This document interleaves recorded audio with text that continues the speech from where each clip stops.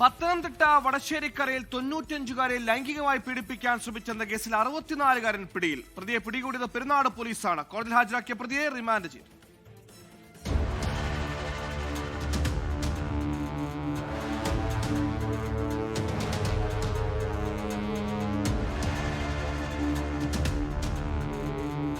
തൊണ്ണൂറ്റിയഞ്ചുകാരിയായ വയോധിക വീട്ടിൽ തനിച്ചായിരുന്നു താമസം. വീടിനു സമീപം ആരുമില്ലെന്ന് ഉറപ്പിച്ച ശേഷമാണ് പ്രതി പത്രോസ് ജോൺ വീട്ടിലെത്തിയത്.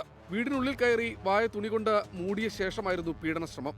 വായിലെ തുണി മാറ്റിയ ശേഷം വയോധിക ഉറക്ക ബഹളം വെച്ചതോടെ പ്രതി ഓടി രക്ഷപ്പെട്ടു. നാട്ടുകാർ വിവരമറിയിച്ചതിനെ തുടർന്നെത്തിയ പോലീസ് 95-കാരിയായ അതിജീവിതയുടെ മൊഴി രേഖപ്പെടുത്തി. പിന്നാലെ നടത്തിയ അന്വേഷണത്തിൽ പ്രതിയെ അറസ്റ്റ് ചെയ്യുകയായിരുന്നു. പെരുന്നാട് പോലീസ് ഇൻസ്പെക്ടർ വിഷ്ണു ജിയുടെ മേൽനോട്ടത്തിലാണ് കേസ് അന്വേഷിച്ചത്. കോടതിയിൽ ഹാജരാക്കിയ പ്രതിയെ റിമാൻഡ് ചെയ്തു. 24 പത്തനംതിട്ട. ലോകത്തെവിടെയായാലും ഏത് സമയത്തും 24 വാർത്തകളും ഓഗ്മെന്റഡ് റിയാലിറ്റി പാക്കേജുകളും എക്സ്പ്ലെയിനറുകളും വിശദമായി കാണാൻ ഞങ്ങളുടെ യൂട്യൂബ് ചാനൽ നിങ്ങൾക്ക് സബ്സ്ക്രൈബ് ചെയ്യാം.